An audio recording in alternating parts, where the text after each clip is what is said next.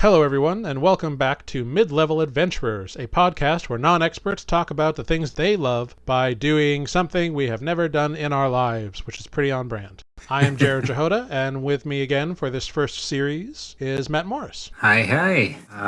In this series, we're just gonna hopefully spark some interest in people who may be starting out with the world of D&D or still trying to decide if they want to give it a try, and probably do a lot of rambling and tangents in the meantime. Rambling and tangents are part of any good Dungeons & Dragons games. I think that has been proven and a scientific fact.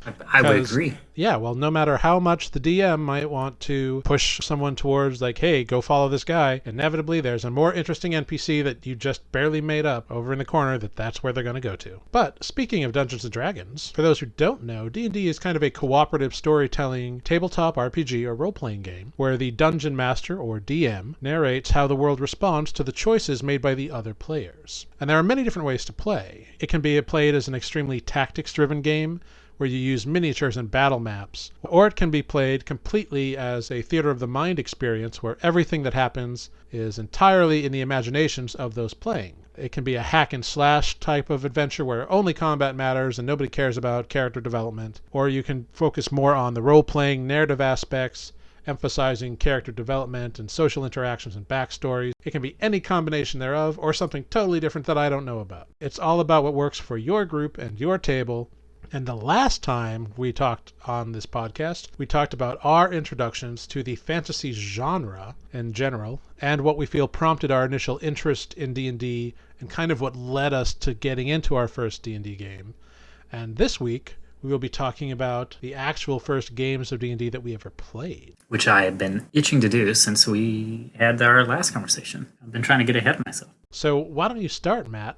Why don't you just kind of refresh everybody? Who did you play your first game with? What was the scenario?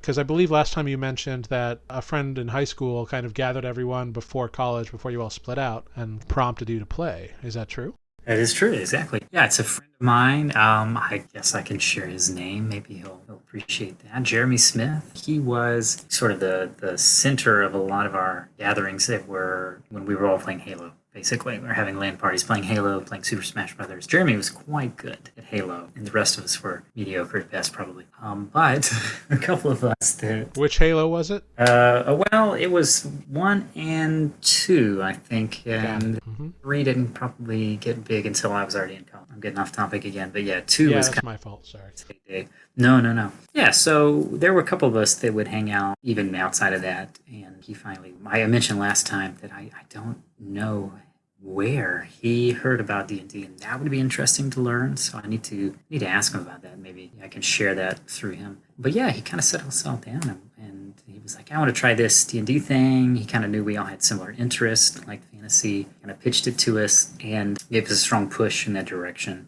I think maybe one of the other players had played with him before, but I think for the most part we were all new. I remember being incredibly new, so much so that he was almost making my character for me, and I don't mean that in a bad way. I mean that in like I asked for the help, and we were making it together, which was very cool. Very cool. Yeah. Do you remember who and what your first character was, or their first mission or anything? I don't remember much about the first mission. Exactly. Well, I remember the very first mission. I guess I don't remember the ultimate goal. You know what I mean? Like, usually if I have some encounters on your way, like, oh, go check out this town and blah, blah, blah, and on your way you're going to encounter some things. I don't remember where we were going. I remember the fact it happened, I guess, because that's about as far as we got. And I was playing a Dragonborn Paladin. Wow, very cool. For some reason, back then, I kept saying Paladin, apparently, as they gave me several ribs about that. Yeah, I think I even got really into it. I sketched up a character, and this is how new I was to the game. I had no idea that a Dragonborn didn't look like a person. It didn't necessarily. So I sketched up a human. And of course, the DM at the time he didn't dissuade at all. He's like, "Oh, that's very cool." And I need to go back and check. We either played 3.5 or maybe it was even Pathfinder. But a lot of the rules I just couldn't quite grasp in, so it was a lot of hand holding. But I had a great time. I definitely enjoyed that sort of. We're playing in a team. I don't know. It's hanging out in a different way, I guess. When you play Halo together, you're all against each other, and this was the opposite. But yeah, our first mission, I guess as it were, is we went through a village that had been sacked by orcs, and we fought orcs. Yeah, I don't actually. I'm assuming we won. because I don't think any of us died, but that's all I remember. As I mentioned last time, I was in my freshman year of college when a floor mate came to the group of us in the lounge and was like, hey, has anybody ever played D&D? Because I want to run a game. Who's interested? And like 20 people said, yeah, we're in. Incredible. Totally must have been a real screwball thrown in his brain, right? Regardless of that. So he divided us up into groups of like 10 and like did one group one weekend and one group the next weekend, which sounds really bad now that I say it without out of context. But that is what happened. And it was definitely third edition. We had a little CD in the back of a book that he had. It was the player's handbook equivalent of the time. And we made a character using point buy, which is one of the ways you can do that. We'll talk about it next week when we talk about characters and backstories. You're going to be surprised, I made a human fighter. Human fighter! Yeah, the most common class and race combination in D&D history, and I did it. And I did not Perfect start. It was. No, perfect start. Perfect start. It was. And actually, as he leveled up, he took a couple of levels of Barbarian in order to get Rage. Nice. Because I could do more damage and get stronger health if I was a Barbarian. But I remember his name. His name was Gothric. Gothric, okay. Yeah. And the kind of overarching idea of the campaign was that we were enlisted in the army or joined the army or were recruited or whatever to help divert some war or horrible event. Details kind of fade away. Yeah, you got more than I got. But like we took a portal that brought us to another plane or another area of the world or something. I think it was taking place in Greyhawk, actually, which is like the original D&D world is Greyhawk. Yeah. That's the one Gary Gygax built and ran his home campaigns in. And so all of D&D originated in Greyhawk, for lack of a better term. Unless I'm totally wrong, in which case people could be like, hey, you're totally wrong. That's okay. Like we said, we're not experts. We're learning. We're talking. We're learning too. Yeah. My character did not last too long, although I was awarded extra XP because I played my character as a jerk, and the DM liked that. Oh. Okay. But I think the DM liked that because he was kind of a jerk. Oh. Not in like a, hey, you're a horrible human kind of way, but he was of the mentality that the DM is against the players, and like it is the DM's job to try to kill the players' characters. That might be another segment too, what we think. Well, it is, and it leads us into actually pros and cons of playing our first game, right? Yeah.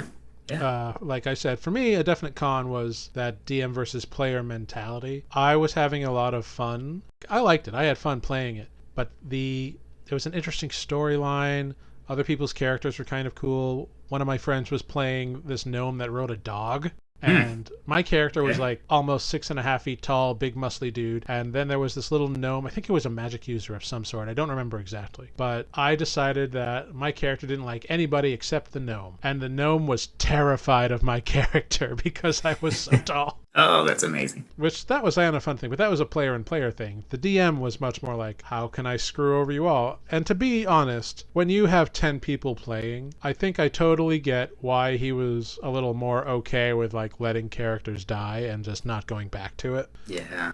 Because that's fair. The home game that I DM, one of them, I suppose, is me and 6 players. And 6 players is a lot for me. And actually, we're going to have a 7th person this week because one of our players' sibling, that's their day off. And so they'd like to spend time together, but the player still wants to play. So we're rolling the sibling into the game. Ah, nice. Which is dope. And I'm all about getting people into the game and playing. But like 7 people permanently would probably destroy my brain. I have a hard enough time wrangling 6 people's schedules or 7 people's schedules. Oh, yeah. Adding any more, and I would just be like, meltdown. That's why it's so incredible you had so many people just jump up and be like, yeah, this weekend we're free. Yeah. So I totally understand now. I understand like what that pressure must have been like, especially, I don't know, 18, 19, maybe he was 20, I don't know. But yeah, those were some pros and cons that I had in that first game. I liked playing with other people. I liked the storyline.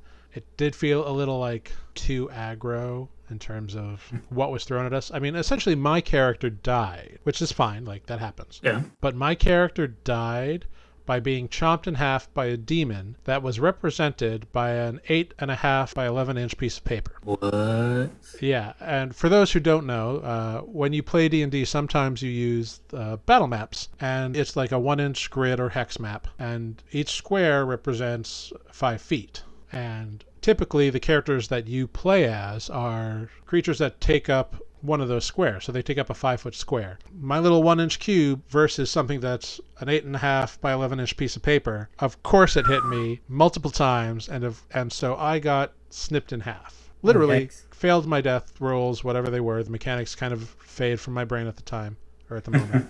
Yeah, I remember I got snipped in half, but before doing so, the DM made me roll a poop my pants roll. Oh. To determine if my character evacuated his bowels out of fear, which I felt was very against the kind of character that I was playing, to make him like roll to defecate himself as the last conscious thing that happens in his life. I was like, what the hell, man?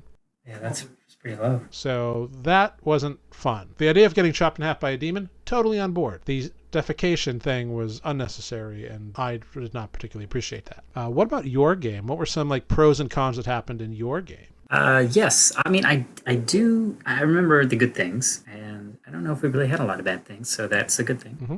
Big pro was the DM, I think, his dedication. And this isn't like a, haha, you had a, whatever. Sounds like you had a good time. But I definitely remember that our DM was really looking forward to telling a story. And unfortunately, he didn't get a chance to.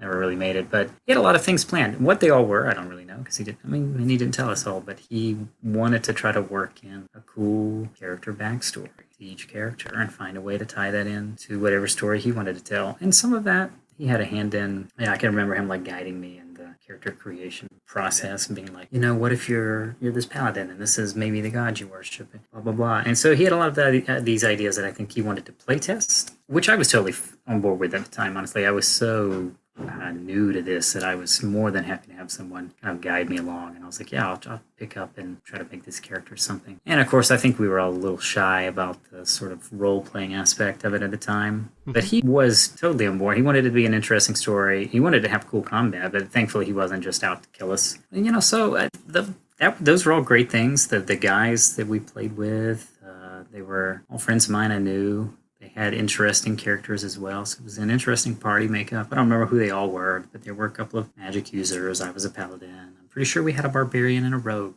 so, kind of well-rounded. The con, I guess, would be that we just had trouble scheduling after that. Yes, the eternal true enemy of any D&D game, real life. Real life, yeah. We went off to our separate ways to college, and, we tried the early iterations of playing, long distance with a computer. It didn't go so well then as it does now. We have perfected that art, I guess, during the age of COVID-19. That was kind of the downside. It was just, I think enough people didn't keep interest in it, which is always a struggle. And that can be a really hard thing, I think, especially if you get into a game that you really like, if other members are lacking the same interest, or you just can't seem to put the time together. But he did a very good job. And I'm playing with him now, so like fast forward, spoiler alert, it's kind of come full circle. So that's been nice. Very cool. Yeah. So really only the thing that you wish maybe had done differently was just you had all gotten your act together and kind of scheduled a little bit better. Yeah, I think maybe if we had like all realized what a commitment it was going to be. Not that he probably didn't try to tell us, but we were young. Right. He had just like maybe made an actual commitment. It probably wasn't as fun for him to have all these ideas and then never get to go anywhere, sadly. But well, it sounds like you had fun. Obviously, like what I had wished had happened differently was a clearer explanation and maybe some less players and the DM being less antagonistic. Oh, yeah. But I still had fun with the whole thing. And it sounds like we both have fun stories, which is ultimately you tend to remember those. Yeah. Right? Like you remember more of the fun things than like the horrible things, generally speaking. I mean, there's trauma and stuff, and we're not that kind of podcast. That's not what we're talking about. Right. Yeah. Well, and it was regardless. I think in both of our cases, it was enough to want us to keep going. Now, spoiler alert. We'll get to that. Well, that actually leads us into: did you keep playing? Well, yeah. Sorry, I'm good. That's the next bullet point. So go for it, man. I did, but not immediately. In fact, I took a big hiatus actually from it for quite some time, and just when I was just getting into it. So I don't think I really learned enough about it at that time. So that maybe that's another con, is that I perhaps didn't apply myself enough to learn enough of the rules, or maybe I just was so new at it, because it does take a while to learn everything.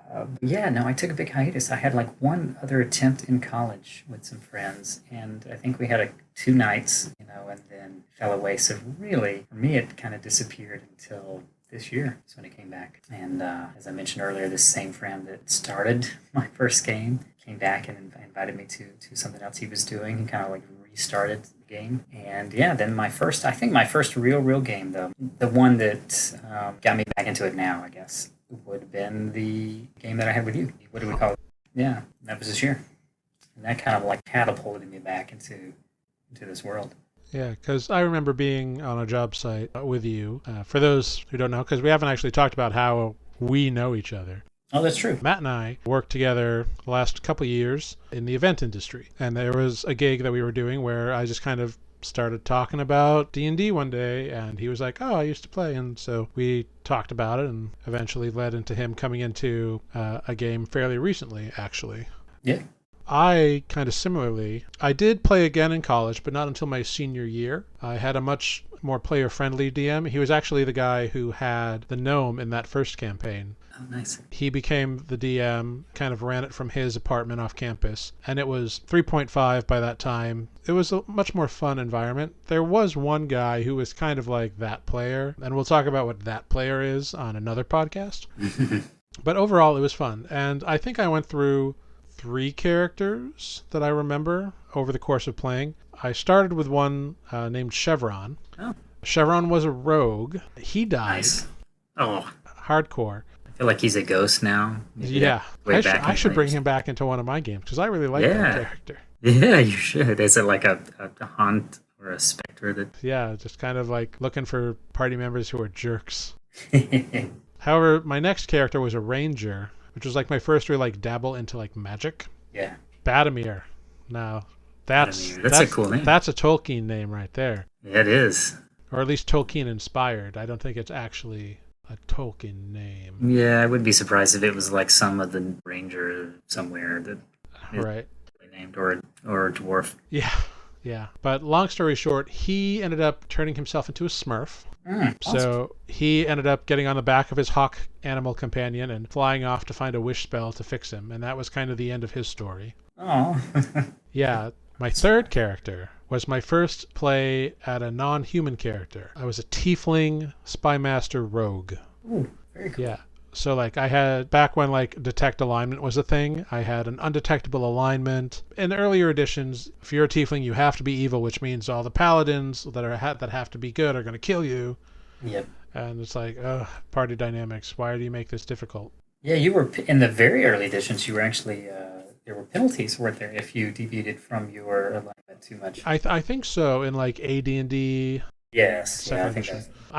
I've never played those, so I'm not entirely sure, but I think there was some form of penalty involved. There used to be a rule that all paladins had to be lawful good, which is now no longer the case in 5th edition. In earlier editions, it was kind of like paladins have to hold up this ideal, but people felt like it was limiting their play options. Yeah, makes sense. You get much more interesting combinations these days, I think. Yeah. But that tiefling also ended up dead because they got turned to stone, and then the party they were with kept going and tripped another trap that sent the Indiana Jones boulder. They just left my statue body in the hallway. Oh, smash. Smashy, smashy. Yep. Dead tiefling. I don't even remember my name. Like probably something like edgy, like Smoke or something, you know? That's cool. That actually led me into just building characters in 3.5. I spent the next summer, I think, which was the summer I graduated. I just made like a bunch of characters because I was working as the head electrician at a little tiny theater in Massachusetts. So I had a lot of time on my hand where I was very alone. No, yeah. So I made a bunch of characters. That's good though. Some of them have actually made it into my current D&D games. Oh, nice. Yeah, actually, and in ways I wasn't expecting either. I made these characters. One was named Hogus the Cleaver, and he was a big fighter with a battle axe and a great axe, I guess. And another one was a bard named Delenial. And then a couple years ago, started playing our previous game, and I was like, oh, hey, I found these character sheets. I'll just revamp them. And they became not only the owners of an inn, but also former adventurers that had retired and gotten married. Oh, nice. And they had 2 sons that they were raising. One kind of tended to stay at home with Hogus and run the tavern, run the inn. The other one would go off with Delenial and kind of live a more, not dangerous life, but a more like, oh, I'm going to go perform in this town, and so I'll take this son with me. And, that was their marriage dynamic. And it worked for them because Delenial was a half-elf, so he had a little more penchant to wander. And Hogus was, by that point, middle-aged, human. So, yeah. I like that. I was saying earlier, I wish that I had a few other characters that I had at least tried to flesh out before kind of rebooting my D&D career, as it were. Because I found myself wanting to play test a bunch of different options. But, that's never too late, I guess. We're getting to do some of that now. I'm playing more because of COVID than I ever thought possible, which is fantastic.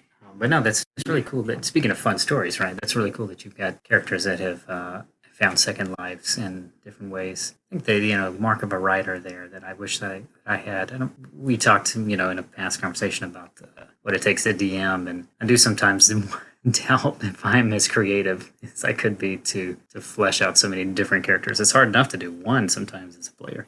Well, I think that's an interesting thing to talk about. We talk about these things because we know what we're saying in our experience, but there may be people listening who do not know what the hell we're talking about. True. And I think it's very important to say the fact that I used to make characters just for fun. Like, I wasn't playing any game. I was just making characters to kind of test out the mechanics and kind of see what I could do. Yeah, and that's real. I wish that I had that foresight, even when I stopped playing for a while after that first game. That'd have been cool to go back in and familiarize myself with the mechanics and the rules and just make a couple of they could have been based on anything, of maybe a movie character that I really liked, or a character I made in a video game, and see how that could have related to the mechanics of Dungeons and Dragons. Now, like in video games, character creation, when you create your avatar, people spend hours adjusting the eyes and the eye color and skin tones and hairdos and builds. I have to admit, it's one of my favorite parts of... It is, right? Like, everybody loves building their character to be either a representation of themselves in the video game. Some people want to put their literal bodies in the game, and some people want to create an idealized version, or...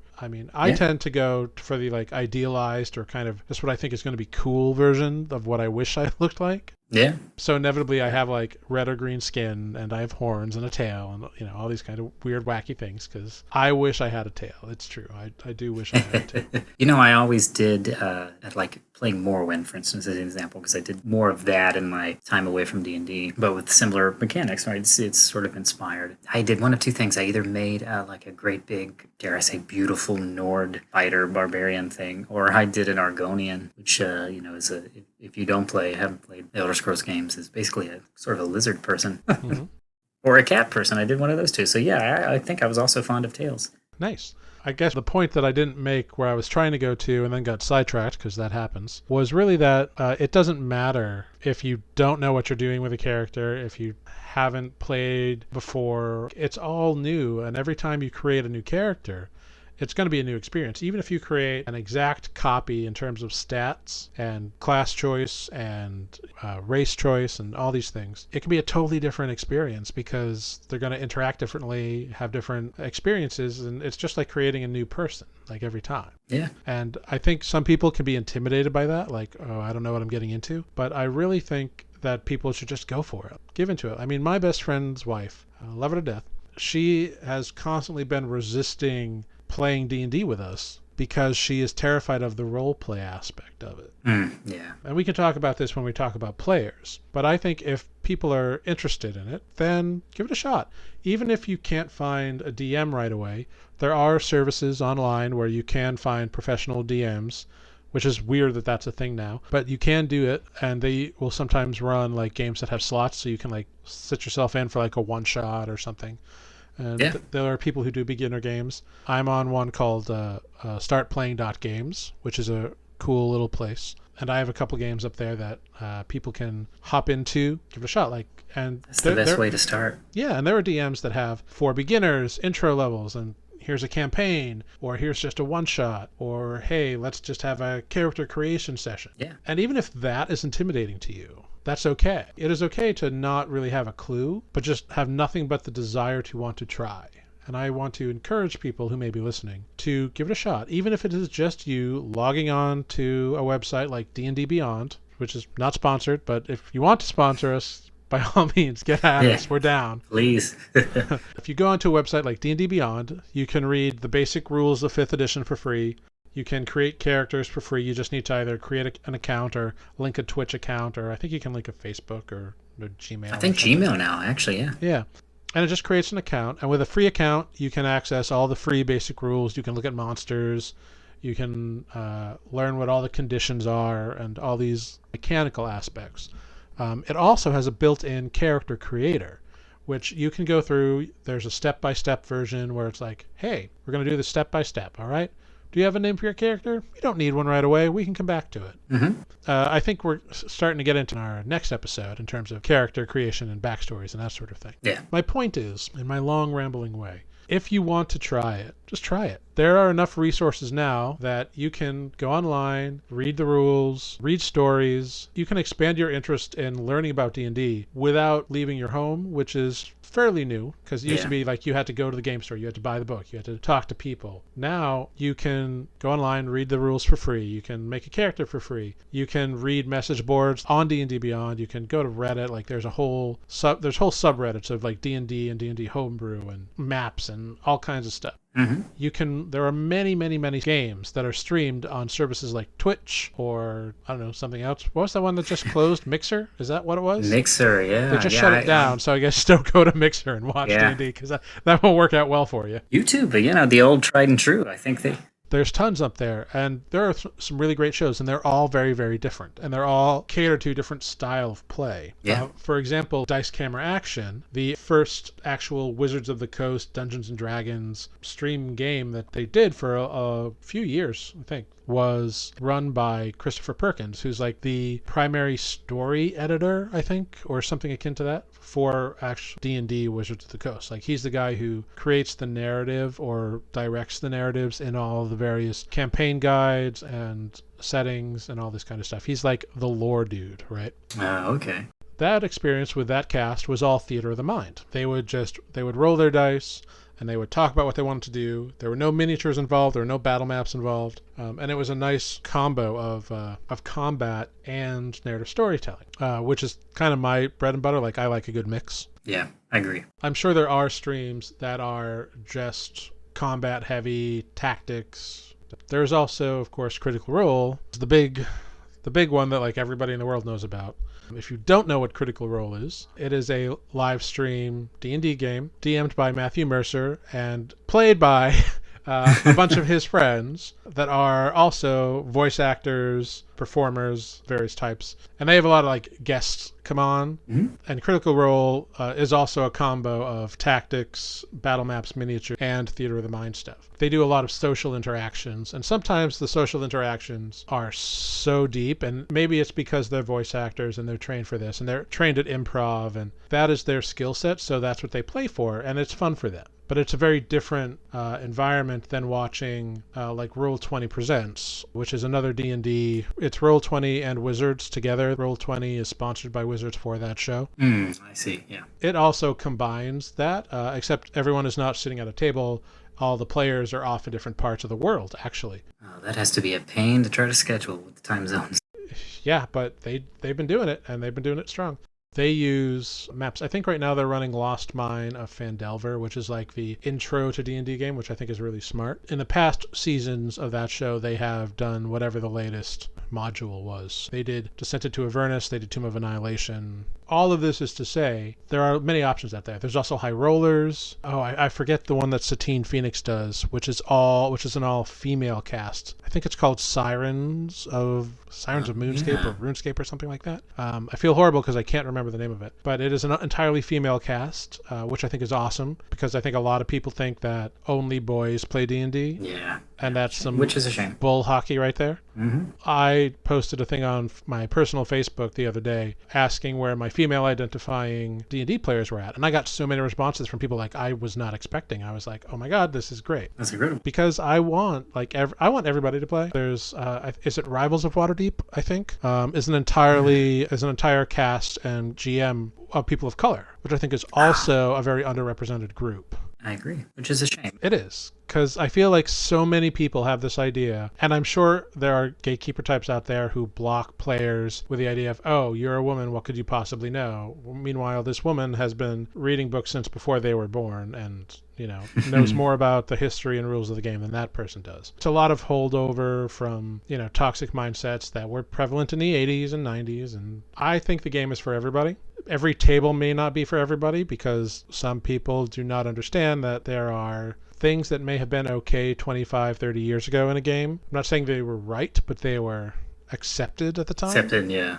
That are not acceptable today. And they should never have been acceptable in the first place. No. I know that there is a D&D stream that is entirely drag queens. I can't remember the name of it, but I know it exists, and I've never seen it, but I really want to watch that at some point, too. All of this rambling nonsense that I'm spewing out, making no sense and no connectivity, is just that it doesn't matter who you are. It doesn't matter what you look like, where you're from, what you're into, your personal identity. I mean, that matters to who you are, but it does not matter if you want to play D&D. Yeah. All you need to play D&D is you need the desire, the curiosity, and the willingness. And if you got those three things, you're good. Yeah. There are so many options right now. People play D&D in libraries. There are D&D clubs at schools now. When I was growing up, Satanic Panic era, never would have been a D&D club. No. And I'm from Massachusetts, so it's a fairly liberal place at the time. Never would have been one. No. I heard of a group recently that they're people that work for Eurogamer, I think. So most of this party at least are based in the UK, and they'll go to a pub and play. And, of course they're like, yeah, we get some weird looks sometimes, but like, whatever, we have any right there as anyone else. And that's another great thing about D&D. If everyone is of age, partaking in beverages of tavern-based things is okay.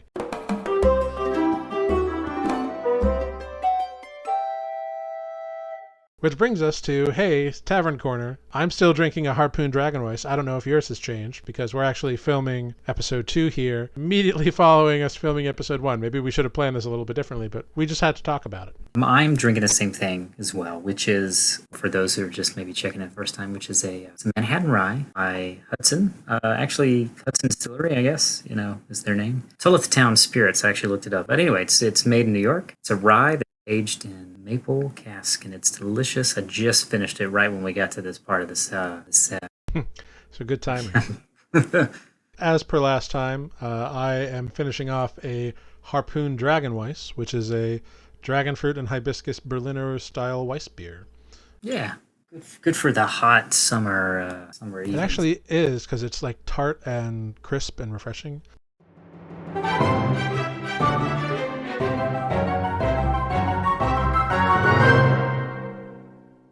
Back to the people leaving the tavern. That is a great place to play. It doesn't have to be in a moody basement. People seem to have this idea, and it's been perpetuated throughout the history of D&D, I suppose. Yeah. Everybody has to wear a costume, and it's got to be lit by candles and all this other theatrical stuff, which, if you want to play that way... Hey, that's totally cool. Don't gotta. Absolutely do not have to. Yeah. I think I would second everything that you've said. It's just that, like, now, I hate to use this necessarily as a way to get people interested, but if you were worried for whatever reason about whether it was cool or not, D&D's kind of in right now. That's something that's holding you back. It is in, man.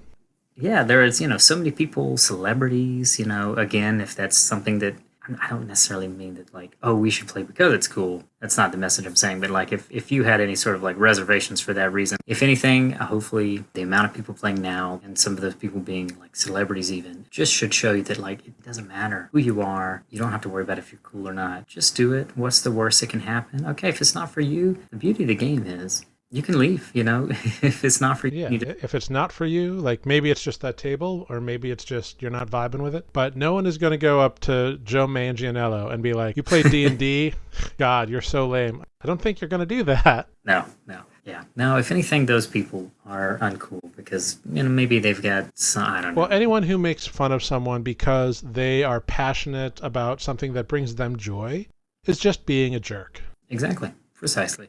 And the people who do that need to look into their own self and be like, why do I feel the need to bring other people down because they are having fun? Bullying is not cool. No. It's and probably I remember even growing up, the game was certainly less cool when I first played my first game, and thankfully that view has changed, and so that I just reiterate, say go for it. The worst that can happen if you decide it's not for you, then it's not for you. No one's going to judge you either way. I would hope. Most people, most DMs, most players and tables are going to be accepting. If you try it, they're going to be excited. If you decide it wasn't for me, you can find. I'm sure the DM can find some point to have your character make maybe a dramatic exit. Maybe he dies saving himself. Saving the party, throws himself. At an enemy, or maybe they just get back to town safely and they decide, well, I'm going to go off on another adventure, and that's the last they see of him. Yeah, characters are interesting, and players and characters are interesting.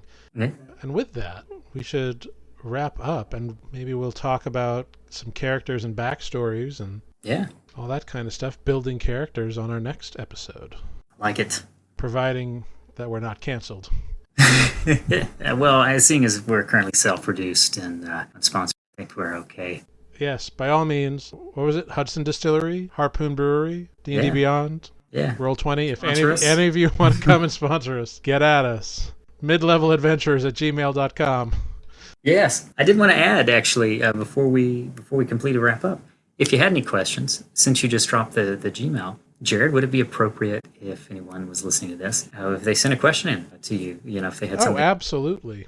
If someone has somehow found their way to this podcast and never experienced another D&D podcast or anything like that, and you would like to send a question, by all means, it's midleveladventurers@gmail.com. We may never get any responses. There is a Twitter coming that we will try to twit at and also can interact with folks there. But thank you all for joining us on this adventure. We will be back next week, next time, next mission, where we will talk about characters, character building, and backstories, and all that kind of cool stuff. So thank you all for joining us on this mid-level adventure. I am Jarrod Jehoda. And I'm Matt Morris. And until then, mind the traps and keep adventuring.